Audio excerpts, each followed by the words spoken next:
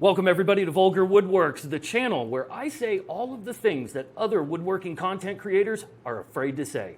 And in today's video, I am going to be acting as color commentator, referee, and general host to an epic battle between CNC and Basic Power Tools. Let's get started and meet the contestants. For the two that are in attendance. Yay. And the dozens watching around the world. Ladies and gentlemen, let's get ready to cut wood! Shut up, you obnoxious asshole, and let's just get this test going. Sorry. Let's just get the video started.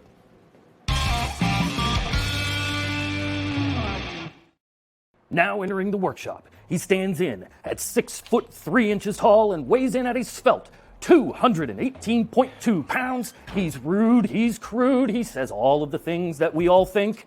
Shaper Jared. Champ is here. This isn't even going to be a competition. I am going to destroy those battery power tools. Not even a competition. I don't even know what we're doing here. And now let's meet the challenger. Weighing in at a more rounded dad bod, 218.2 pounds, but also standing in at an imposing 6'3" and looking like he just rolled out of bed, Basic Power Tool Jared. That's right, everybody. You don't need a $3,000 machine. You can do it with this. I'm gonna show you. I'm gonna take that CNC down. Just watch. I'm gonna kick that thing's ass. Woo! All right, folks, let's take a second to look at the tail of the tape. The Shaper Origin.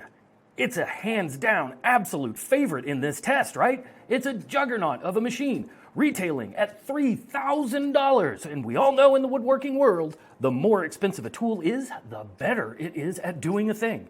It's accurate, it's precise, it's relatively clean, and you can repeat every single time you use that machine. I don't know about you folks, but I am thinking that the Shaper Origin is going to be the hands down winner. And now when we look at the tail of the tape for the plucky upstart Ryobi, not Ryobi, battery powered tools, they are a tenth of the cost of the Shaper Origin, but no dust collection. And accuracy and precision, that's all dependent upon the user. And can that plucky upstart battery powered Jared really keep pace with the Shaper Origin? Stay tuned to find out. That's the tale of this entire bout. So I think what we should do is we should let the Shaper Origin set the tone for this test. So let's crack on over, huh? Color commentator Jared here, and right off the bat, this does not look good for the CNC. A considerable amount of time is being spent just getting the parts ready for cutting. And that domino tape, I'm not sure how this will factor into my decision, but make no doubt, it certainly will.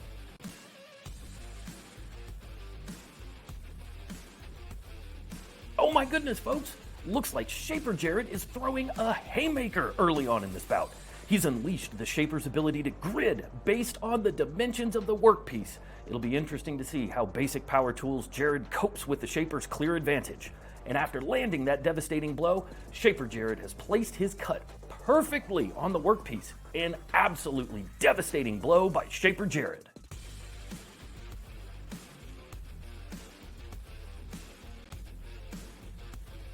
And finally, Shaper Jared is off to the races. Now, I'm being told by Shaper Jared's corner man that digital plans are available for this project. What a sneaky tactic to win over the crowd and the judges, seeing how he's been overly confident from the start of this bout. Is this a chink in his armor or simply a gesture of good faith? You be the judge! Now back to the action. Looks like Shaper Jared is being conservative with his cuts, but look at the crispness and virtually dust-free. This is going to be a tough hill to climb for Basic Power Tools Jared. But it looks like Shaper Jared's advantage may be somewhat premature, folks, as he's having to set up again to make his second cut.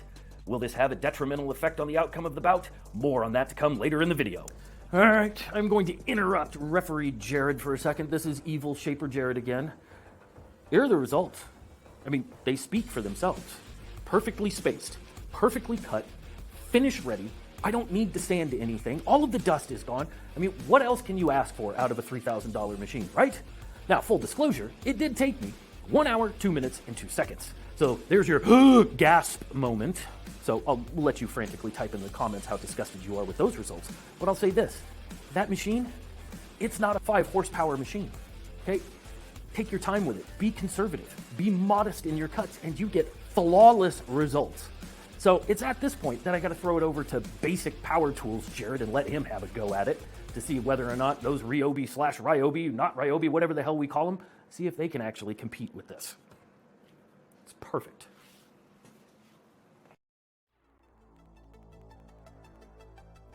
As we turn it over to Basic Power Tools, Jared, we see that same slow start. Double-side tape to help align the boards? Is this a flaw in battery-powered Jared's game plan, or is it gamesmanship? And what do we have here? Paper templates? Does battery-powered Jared have no faith in his abilities as a craftsman? No. Wait. I'm being told by battery-powered Jared's corner that he too has provided these paper templates for the crowd. Nicely played, battery-powered Jared, nicely played. Now, it seems that wrestling those paper templates with that tacky spray is giving our competitor a bit of a hard time. Will he accurately line up his template? And more importantly, will this influence the judge's decision? That remains to be seen. Battery-powered Jared's game plan seems to be paying dividends. Sticking the boards together to make one cut rather than two may seem like an advantage, but will those cuts turn out as neatly as the shaper? This could be a curse masquerading as a blessing, folks. And someone needs to address the elephant in the ring, the dust.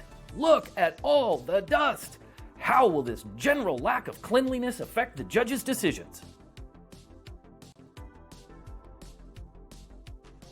Folks, we should have seen this coming. Those paper templates, they were gonna have to come off at some point. And if only battery-powered Jared hadn't clipped his nails the night before the bout, who'd have thought basic hygiene would play a factor in this bout?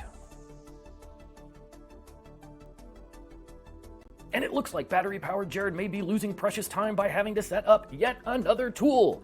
So far, folks, we've seen 3 tools used. Just the one by Shaper Jared. Point of contention or giant nothing burger? You decide in the comments below.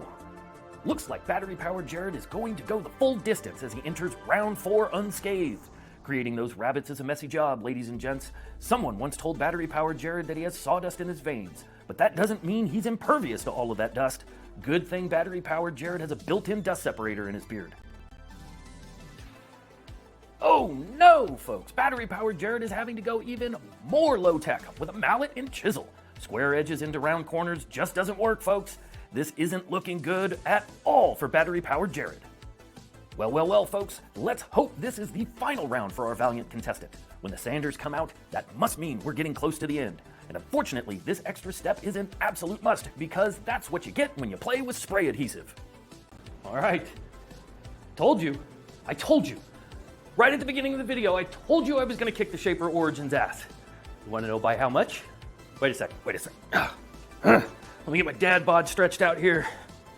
Here we go. You ready for this? Total time, even with the templates, having to do the extra steps of chisel and sand and all that wonderful jazz, 43 minutes, 52 seconds. Almost 20 minutes faster. Take that, you $3,000 hunk of shit. So all of you tool shamers out there, I'll placate you. You were totally right. To the tune of 20 minutes faster.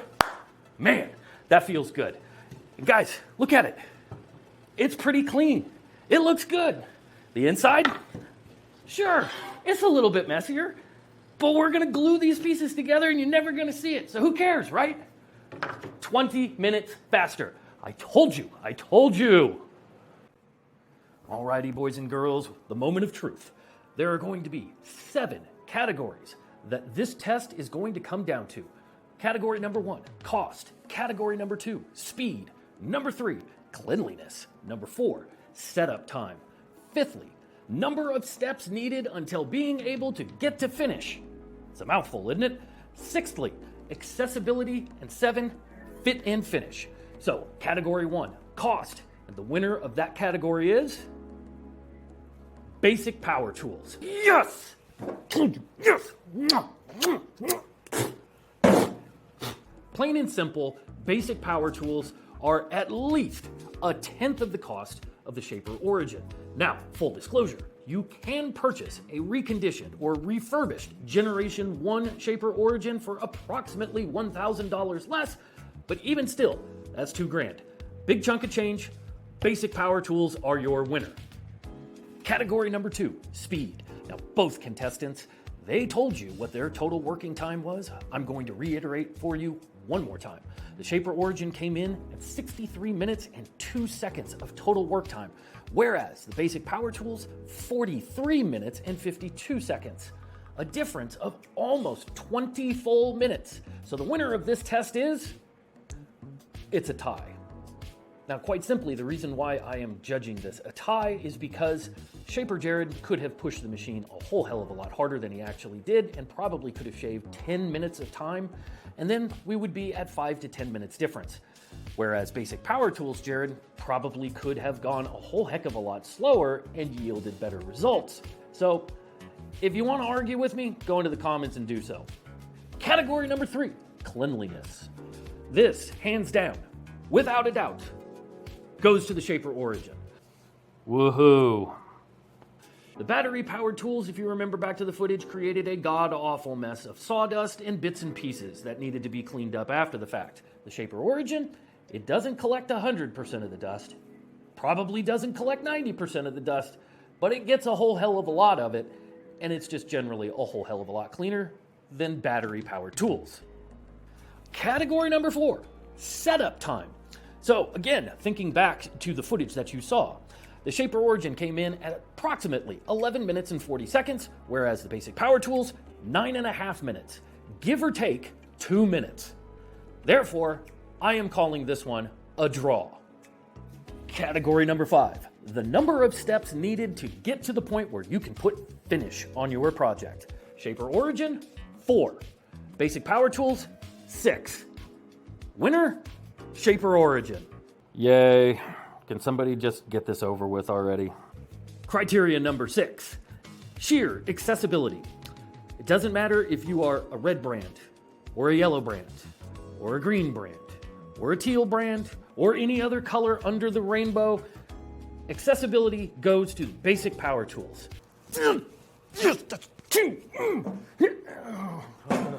We all live relatively close to a box store, and if something happens where you need to replace a tool, or you need to find an accessory, they are more than likely going to have it.